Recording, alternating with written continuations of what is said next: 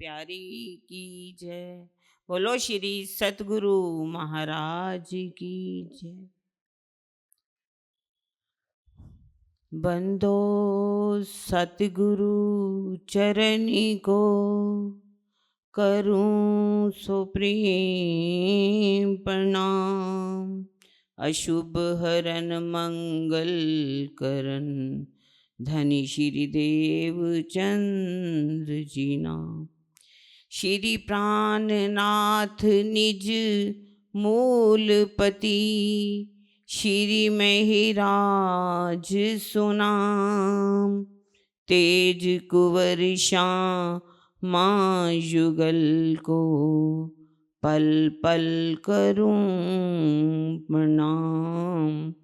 पल पल करूं प्रणाम। प्रणाम जी सबको। आदरणीय प्यारे सुंदर साथ जी, धर्म प्रेमी सज्जनों और बहनों, आज चुपाई है। मानवे दे अखंड फल पाइए, सो क्यों पाए के वृथा गवाइए। ए तो अदखिन को है अवसर, गवावत माझ नींदर। गमावत माझ नींदर। आज सभी यहाँ पर आसपुर की धरती पर ब्रह्म वाणी ज्ञान की चर्चा होने जा रही। ये ब्रह्म ज्ञान जो आज दिन तक ना आया था ना आएगा, लेकिन अब आया है इस समय कलयुग के अंदर।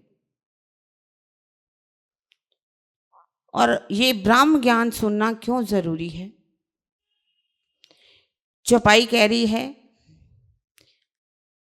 मानवे दे अखंड फल पाइए। ये हमें क्या मिला है इस बार? मानव तन मिला है।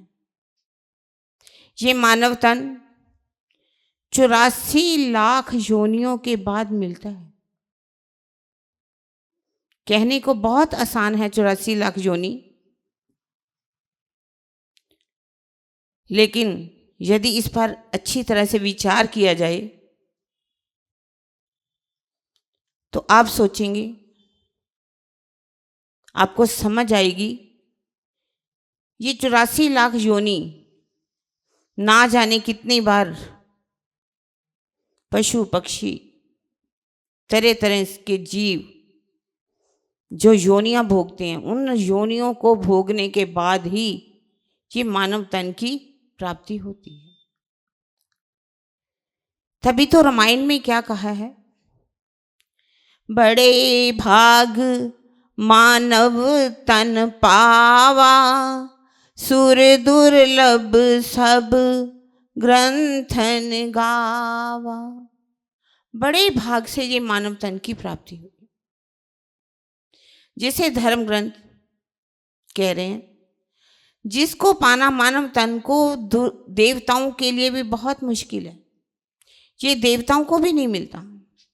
देवता स्वर्ग में बैठ करके, विकुंठ में बैठ करके इंतजार करते हैं कि कब हमें मानव तन की प्राप्ति हो।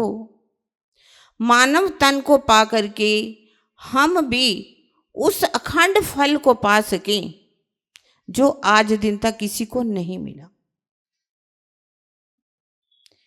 ये मानव तन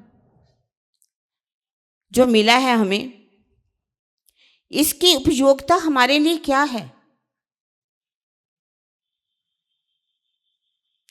मानव तन क्या हमें सिर्फ इसलिए मिला है कि हम पैसा कमाएं, शादी करें, संतान की उत्पत्ति करें, अपने बच्चों के लिए इतना पैसा कमा लें, सोचें कि उनको कुछ कमाना ही ना पड़े, कुछ ना करना पड़े, हम ही उनको सब कुछ करके दे दें? क्या ये मानव तन हमें इसलिए मिला? नहीं।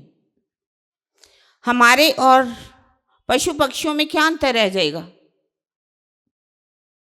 कोई अंतर है? हमारे पास भी बुद्धि है और उनके पास भी बुद्धि है। ऐसा नहीं कि उनके पास बुद्धि नहीं है, जानवरों के पास भी बुद्धि है। आप एक दिन उनको मारेंगे, वो दूसरे दिन आपके दरवाजे पे नहीं आएगा। यदि आप उसको प्यार से दूध पिलाएंगे, रोटी देंगे, तो वो आपके पास आकर के पैरों को चाटेगा, प्यार करेगा आपसे। बुद्धि तो है ना उनके पास, पर उनकी बुद्धि में और मानव की बुद्धि में क्या अंतर है? मानव तन के पास जो बुद्धि है ना, वो सोच सकता है मैं कौन हूं, कहां से आया हूं, मुझे जाना कहां है, उस परमात्मा का स्वरूप क्या है, धाम क्या है, लीला क्या है। जो मानव सोच सकते हैं वो दूसरा नहीं सोच सकता। और सारी दुनिया किस बात के लिए लगी हुई है? बस समय मिले हम जितना भी काम कर सके काम करें, इतना ओवर टाइम भी लगाएंगे क्योंकि ज़्यादा पैसा कमाना। कभी सोचा हमने कुछ लेकर के जाएंगे? कबीर जी ने क्या कहा है?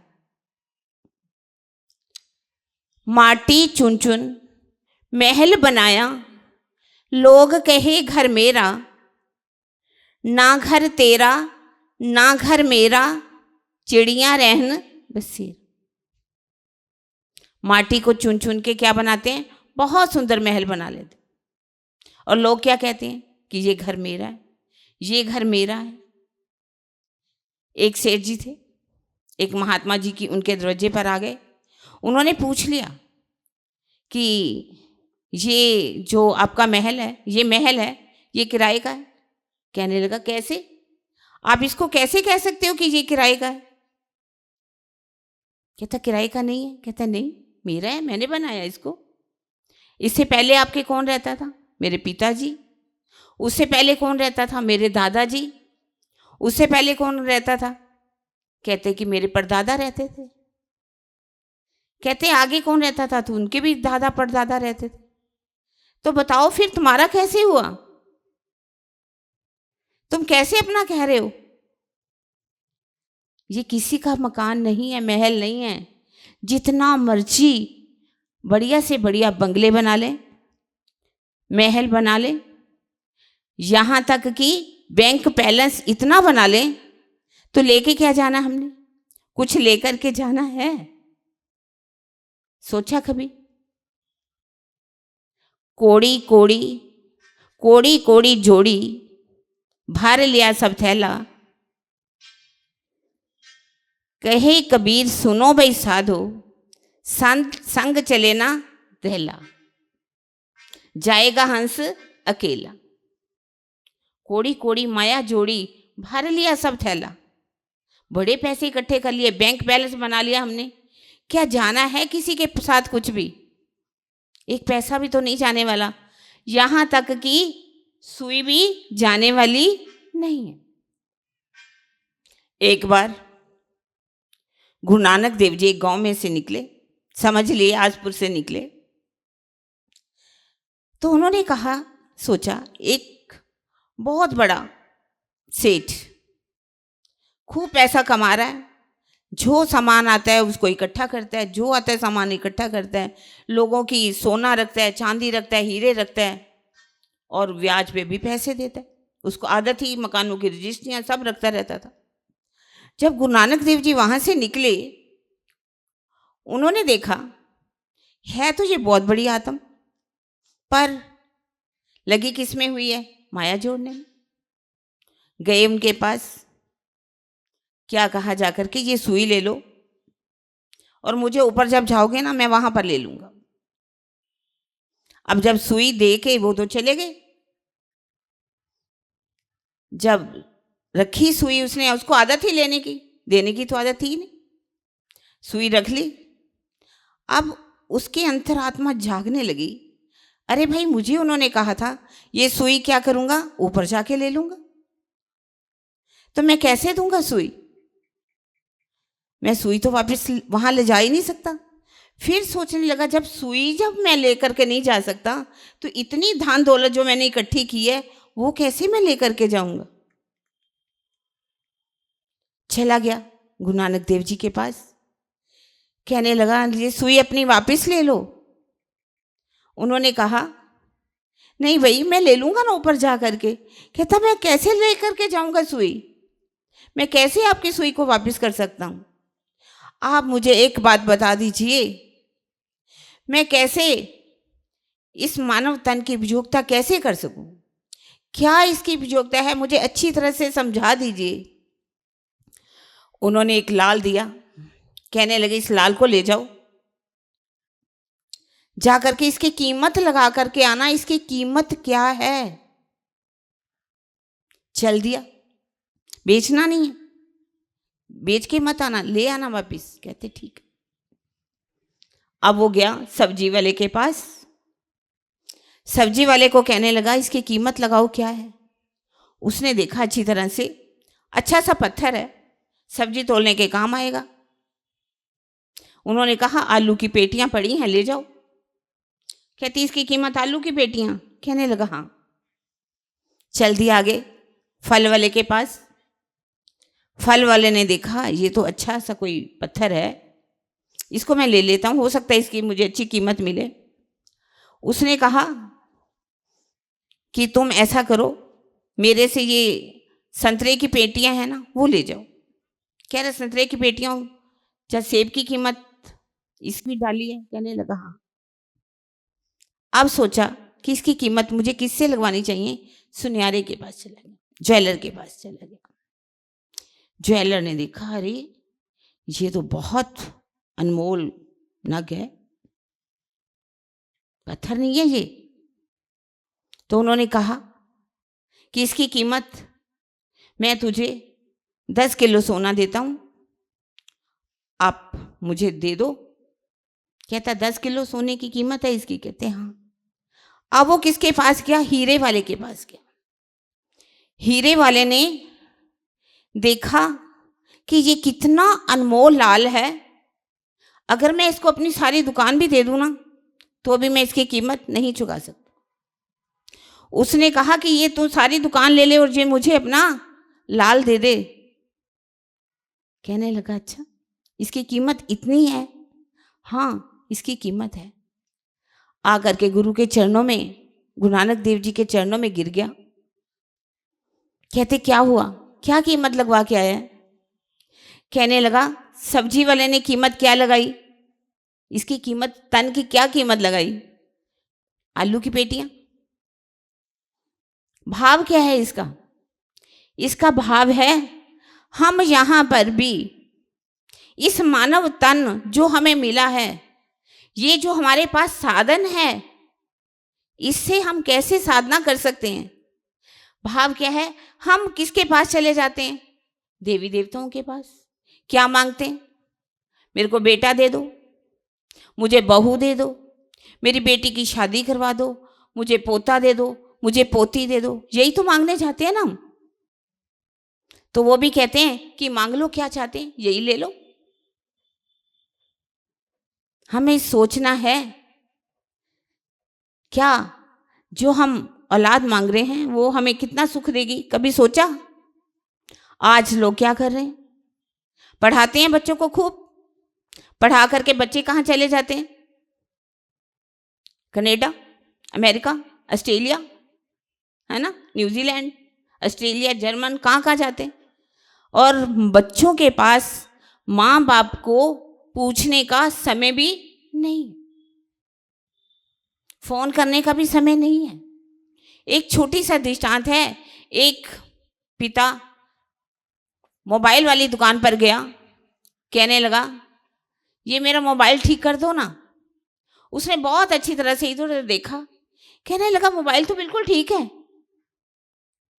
कहने लगा तो फिर ये बजता क्यों नहीं, भाव क्या है, मेरे बेटे का फोन क्यों नहीं आता इस पर। ये हाल है, लेकिन फिर भी हमारी ये आंख जो है ना खुलती नहीं है। कभी हमने अपने लिए समय नहीं निकाला। फिर जाता है जो सब्जी वाले, फल वाले के पास, तो उसका क्या भाव है? उसका भी तो बात नहीं अर्थ है ना। हम क्या मांगते हैं? स्वर्ग, वैकुंठ। सब क्या मांगेंगे? स्वर्ग चले जाएंगे, वैकुंठ चले जाएंगे। स्वर्ग वैकुंठ जा करके स्वर्ग में कितना समय रहोगे? जितना धन कमाओगे, जितने अच्छे कर्म करोगे, वहीं तक तो आपको स्वर्ग मिलेगा ना। और जब आपके कर्म समाप्त, चलो वापिस, कर्मों का फल तो भोगना ही पड़ेगा। कर्म जो करेंगे उसका तो फल हमें भोगना ही पड़ेगा। स्वर्ग भी कितने, कभी सोचा? सब सोचते हैं स्वर्ग पता नहीं कितने प्रकार के, कुछ पता नहीं। हाँ, स्वर्ग जो भी घर में जिसकी मृत्यु हुए लिख दिया कार्ड पर स्वर्गवास हो गया, और ये पता ही नहीं स्वर्ग है क्या। कभी नहीं सोचा किसी ने। स्वर्ग ऐतिहासिक स्वर्ग होते हैं एक, जैसे कि कश्मीर को लोग क्या कहते हैं? ये स्वर्ग है, धरती पर एक स्वर्ग है। और भी बहुत से अच्छे अच्छे स्थान हैं जिसको स्वर्ग कहा गया। और इस तरह से ये जो मानव तन मिलकर के बहुत अच्छे घरों में जन्म मिल जाना, बहुत ही जिनके पास दौलत है, बहुत सुख सुविधाएं हैं, वो भी कहते हैं कि हम कहाँ रहते हैं? स्वर्ग में रहते हैं। तो ये भी एक स्वर्ग है। पर इसका सुख कितना होता है? जैसे गुलाब को सूंघ लेते हैं ना, इतना ही सुख होता है, ज्यादा नहीं होता। और इसके बाद स्वर्ग कौन सा? सूक्ष्म स्वर्ग होता है। सूक्ष्म स्वर्ग का मतलब क्या है? हम अपने 5 ये शब्द, स्पर्श, रूप, रस, गंध, इससे जब हम दिव्य रस लेते हैं, शब्द सुनते हैं, लोग कहते हैं ना कि स्वर्ग में ये सुख मिल जाता है, ये सुख मिल जाता है, ये सुख मिल जाता है। तो ये वो स्थिति जब होती है, योग के द्वारा 9 खंडों में भी घूमा जा सकता है। आप चाहो तो सूक्ष्म शरीर के द्वारा आप घूम सकते हो खंडों में। तो ये रूप, रस, गंध सबका सुख ले सकते हो, शब्द का सुख ले सकते हो। जो संगीत में सुनते हैं ना बहुत अच्छे अच्छे स्वर्ग, ये सुख है। ये सब्जी वाले के बाद फल वाले का सुख है। और इसके बाद सुख कहाँ है? निराकार के मंडल का। तीसरा सोने का सुख है ना, सोने के वाले के पास गए थे, ये भी सुख है। तो निराकार के मंडल में अगर आप चले भी गए, वैकुंठ की भी बात है, वैकुंठ में भी जाओगे तो 4 प्रकार की ही सिर्फ आपको मुक्ति मिलेगी।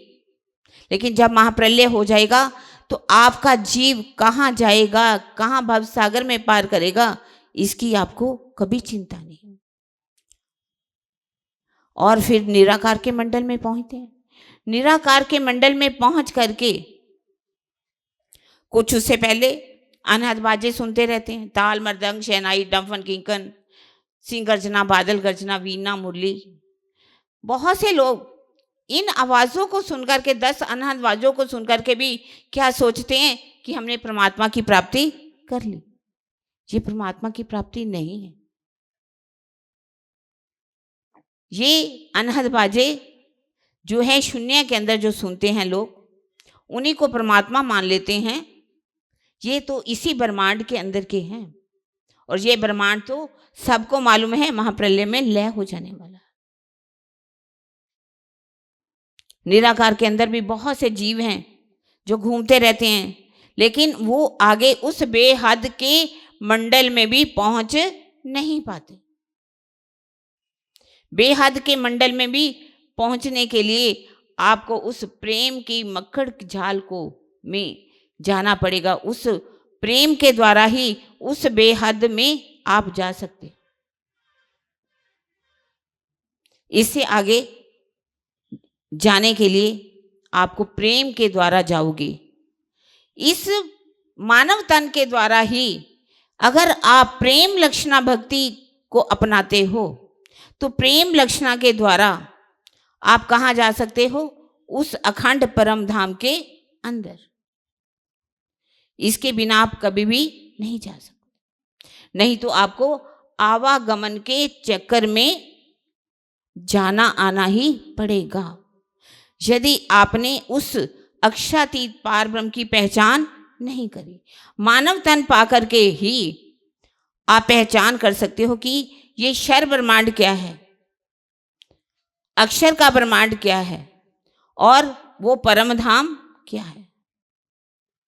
जिसे गुरु नानक देव जी ने भी कहा है, शर से परे अक्षर से पारा, वाही पुरुष का करो विचारा।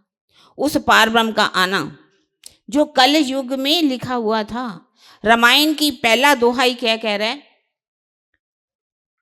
कल युग केवल नाम आधारा, सिमर सिमर नर उतरे पारा। कल युग केवल नाम आधारा, सिमर सिमर नर उतरे पारा। कल युग में ही उस पारब्रह्म का आना लिखा हुआ है। कल युग में ही वो पारब्रह्म आएंगे, जिसको अभी भी हमारे स्टेज मंत्री जी बोल रहे हैं, निष्कलंक स्वरूप की जय। वो निष्कलंक स्वरूप पारब्रह्म इस संसार में आने वाले हैं, लिखा हुआ है ग्रंथों में।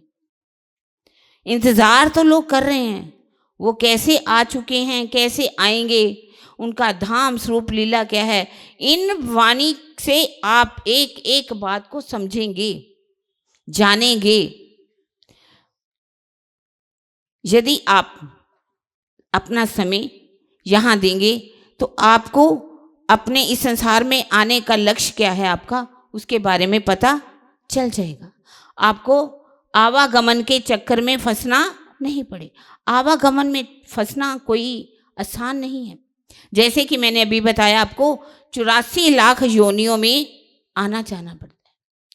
84 लाख योनि का मतलब क्या है? कहते हैं कि स्वर्ग मिलता है या नरक मिलता है। कोई नरक कहीं और नहीं है, कहीं नरक नहीं है, नरक यहीं पर है। कोई अलग से ब्रह्मांड नहीं है नरक में जहां जाना पड़ेगा। आप देखते हैं आज पशुओं का हाल क्या होता है। पशु हैं, पशुओं को कैसे काटा जाता है, काट करके उनकी क्या क्या बनाई जाती है। कहा जाता है कि जैसे कोई गाय है, इधर यूपी की तरफ आप जाइए तो जगह जगह पर पशुओं को काटने के फैक्ट्रियां लगी हुई हैं, जहां पर क्या करते हैं, जैसे ये 2 थंब लगे हुए हैं, बीच में एक तार बांधी जाती है बड़ी मजबूत, गाय के टांगों से ऊपर बांध दिया जाता है, नीचे आग जलाई जाती है ताकि उनकी खाल जो है अलग हो जाए। खाल जब चर्बी उनकी पिघलती है, खाल अलग हो जाती है और उनका क्या बनाया जाता है। सब क्या देखते हैं, अपने पैरों में जूते पहनते हैं, पैरों में जूते पहनते हैं, बेल्टें बांधते हैं, बटुए लेते हैं और उनकी खून से, उनकी चर्बी से ना जाने कितनी कितनी दवाइयां बनाई जाती। ये क्या है? सूरों को आप देखते हैं कैसे काटा जाता है, सूरों को कैसे काट काट करके खाया जाता है। और भी खरगोश है, जो कितने ऐसे जानवर हैं जिनकी खाल की हम जैकेटें पहनते हैं और सबसे कॉस्टली बिकती हैं। ये योनियों में जाना है तो और क्या है। कैसे कुत्ते को मारा जाता है, कहते हैं ना कि इंसान को कि तू कुत्ते की मौत मरेगा यदि तूने गलत कार्य किया तो। पर हम गलत कार्य करने में कभी डरते नहीं, कुछ भी गलत कर देते हैं, किसी का भी दिल दुखा देते हैं, किसी के भी पैसे मार लेते हैं। क्या हम इसी के लिए आए थे? हमें ये कर्म है हमारे, हम अपने आप को कर्मों के बंधन में बांधते चले जा रहे हैं। कर्मों से मुक्ति कैसे मिलेगी आपको? कर्मों से मुक्ति पाने के लिए आपको ये मानव तन मिला है और मानव तन में पा करके आपको अगर एक परमात्मा को जान जाओगे तो आप आवागमन से मुक्त हो जाओगे, अखंड फल को पा लोगे, जिस अखंड फल को पाने के लिए देवता भी तरसते हैं। हमें कर्मों की बात कहते हैं कि कर्म ऐसे हैं ना जो हमें छोड़ते नहीं। हम कर्म करने के लिए आज़ाद हैं, कर्म भुगतने के लिए हम अधीन हैं। जो हमने पुराने कर्म किए हैं ना वो तो हमें भुगतने ही पड़ेंगे। उनको ये मत सोचिए कि वो हमें किसी तरह से भी नहीं आपको भुगतने पड़ेंगे, वो आपको भुगतने के बाद ही फिर से मानव तन मिलेगा। जैसी इच्छा रखेंगे वैसा ही तो हमें मिलेगा। यदि हमने अपने मन में इच्छा कर ली, हमें अपने परिवार से बहुत प्यार है, मोह बहुत रहता है अपने बच्चों के साथ, तो योनि कौन सी मिलने वाली है? बंदर की। बंदरी होती है ना, उसको अपने बच्चों से बहुत प्यार होता है। और यदि हमने पैसे के साथ ही मोह रखा, पैसे के साथ मोह है, और हमें क्या मिलने वाला, फिर नाक की जोनी मिलने वाली। अगर मांस खाने की किसी की इच्छा रहेगी तो मांस खाने वाले जितने भी जानवर हैं उनकी जोनी मिलेगी। यदि हमने उस प्रेम लक्षणा भक्ति को अपना लिया, वो प्रेम अपने हृदय में ले आए, तो ये जो लाल मिला है ना, ये तन हमारा अनमोल लाल है, इसकी कीमत बहुत अधिक है। ये एक ऐसा साधन है जिससे हम प्रेम लक्षणा भक्ति के द्वारा, 9 प्रकार की भक्ति है ना, और नवधा से न्यारा कहा 14 भवन में नाई, सो प्रेम कहाँ से पाइए जो बसत गोपियन मान। ये प्रेम लक्षणा भक्ति, प्रेम द्वारा ही हम उस परमात्मा को पा सकते हैं। अपने मानव तन की का जो मिला है उसकी उपयोगिता का हम फल ले सकते हैं, उसका फायदा उठा सकते हैं। तो ये मानव तन की हमारी कितनी बड़ी उपयोगिता है जो हमें मिला है। इसको पा करके हमें उस परमात्मा को जानना ही पड़ेगा। हम परमात्मा किसको मानते हैं, किसी देवी देवताओं को मानते हैं, वास्तव में परमात्मा है कौन? जैसे कि हनुमान जी को मानते हैं, लक्ष्मण जी को मानते हैं, रामचंद्र जी को मानते हैं, मर्यादा पुरुषोत्तम कृष्ण, एक एक का अलंकारिक मायना आपको बताया जाएगा। अभी हम सब अपने आप को क्या मानते हैं? धार्मिक तो मानते हैं, सभी कहते हैं हम धार्मिक हैं, तो क्या हम वास्तव में धार्मिक हैं? क्योंकि धर्म का पालन कौन कर सकता है? मानव तन में ही धर्म का पालन हम कर सकते हैं। यदि उस धर्म को हमने जाना नहीं, धर्म है क्या, तो हम कहने को तो अपने आप को धार्मिक कहलाते हैं, लेकिन वास्तविक हम देखेंगे तो हम धार्मिक भी नहीं हैं। हम कहते तो हैं, उसके लक्षण क्या हैं धर्म के? अभी आप हमारे आचार्य जी सूर्य प्रताप जी, उनसे आप सुनेंगे।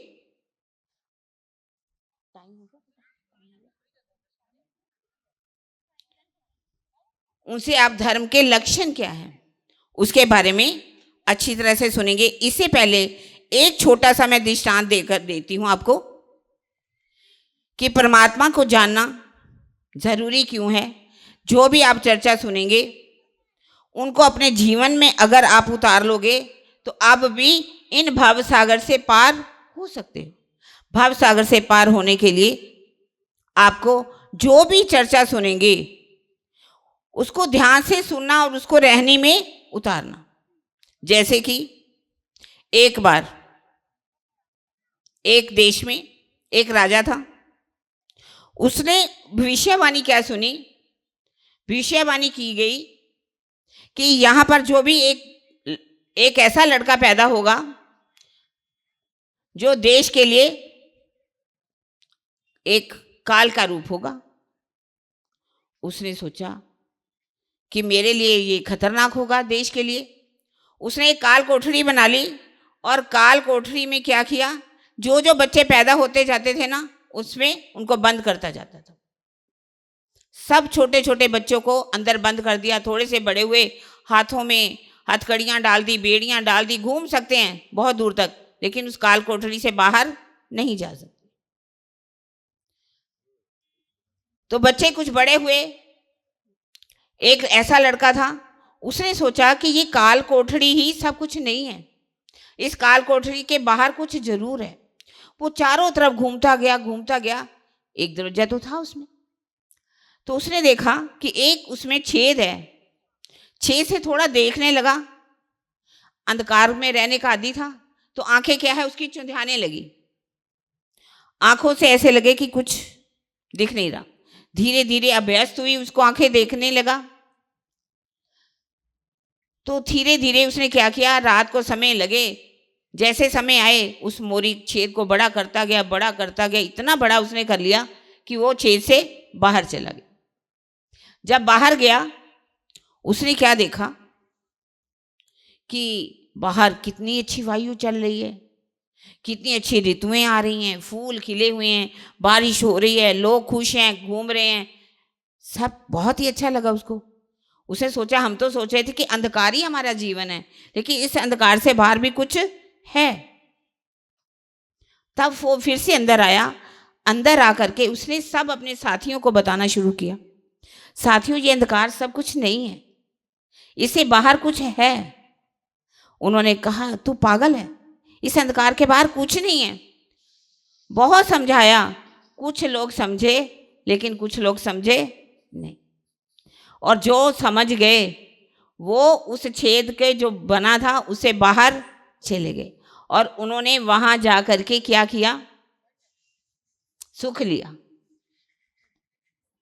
सुखों में घूमा। लेकिन जो अंदर रहे उन्होंने अंधकार में ही अपना जीवन बिता दिया। इसी तरह से ये दृष्टांत हमें बता रहा है कि यदि हम उस धर्म को मानते हुए उस परमात्मा को जान जाएंगे तो इस ये जो कर्म भूमि है, ये जो नरक में जाना पड़ेगा, या स्वर्ग में जाना पड़ेगा, या निराकार में जाना पड़ेगा, इससे परे जो कहा गया है कि वो पारब्रह्म जहाँ रहते हैं वहाँ कैसे अखंड सुख हैं, कैसे वहाँ पर आप रह करके इस तरह से ये जो आपको मानव तन मिला है, ये तो एक दिन बच्चा था, जवान हुआ, बूढ़ा होगा और एक दिन रामसत चले जाएंगे, जहाँ आपको बहुत ही सुख मिलेगा, आनंद मिलेगा, शांति होगी। सब क्या चाहते हैं, प्रेम, शांति और आनंद। वो प्रेम, शांति और आनंद आपको मिलेगा। प्रेम, शांति और आनंद को पाना चाहते हो तो इस कहानी के हिसाब से आपको जो बातें सुनाई जाएगी बहुत ध्यान से सुनना और अपने जीवन में उतारना। और अब आप सभी मानव तन की महत्ता को समझते हुए आगे धर्म क्या है, धर्म के लक्षण क्या है, उनके बारे में सुनेंगे। बोलो श्री प्राणनाथ प्यारे की जय। बोलो श्री सतगुरु महाराज की जय।